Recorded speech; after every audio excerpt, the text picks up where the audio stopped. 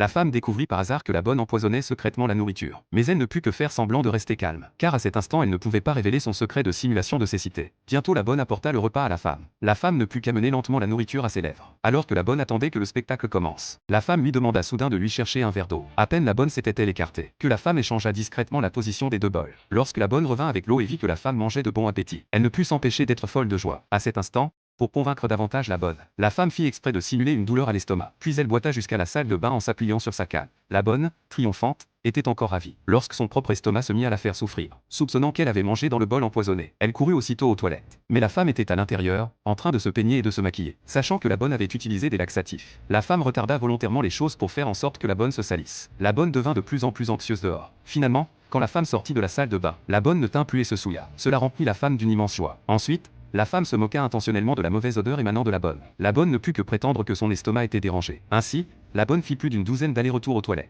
Ne voulant pas laisser la femme s'en tirer impunie, la bonne posa une bassine d'eau chaude sur le sol, puis cassa délibérément une tasse en verre, prétendant s'être accidentellement ébouillantée. Elle supplia la femme de venir l'aider. Voyant la femme tomber dans le piège, la bonne se sentit extrêmement satisfaite. Mais ce n'était que son fantasme. Lorsque la bonne passa réellement à l'action pour sa vengeance, la femme avait déjà tout vu. Elle s'avança donc calmement vers la bonne. En voyant le pied de la femme sur le point d'être brûlé par l'eau chaude, la bonne se sentit triomphante. De façon inattendue, la femme souleva légèrement son pied et renversa la bassine d'eau chaude sur la main de la bonne. La bonne soupçonna alors que la femme n'était pas aveugle après tout. À ce moment-là, le mari de la femme rentra à la maison. La bonne lui révéla immédiatement que sa maîtresse feignait la cécité. Mais la femme se défendit vigoureusement. L'homme non plus ne crut pas que sa femme avait retrouvé la vue, et il exigea que la bonne présente immédiatement des excuses à sa femme. Cela mit la bonne en fureur. Après avoir calmé la femme, l'homme expliqua que la main de la bonne était blessée, puis il la laissa seule à la maison, et emmena la bonne à l'hôpital pour des soins. Dans la voiture, la bonne n'arrêtait pas de se plaindre que la femme simulait la cécité. En réalité, l'homme avait aussi vu la vérité, mais il manquait désormais de preuves suffisantes pour la prouver. Alors l'homme reprocha à la bonne d'avoir provoqué la femme, affirmant que si elle n'avait pas tenté d'inculper la femme, elle ne se serait pas blessé la main. Pour vérifier si la femme était réellement aveugle, l'homme eut une idée. Il fit revenir le père de la femme à la maison. La femme redouta immédiatement que son père soit impliqué. Le père avait toujours pensé que l'homme aimait beaucoup sa fille, et qu'il dirigeait l'entreprise familiale avec un ordre impeccable.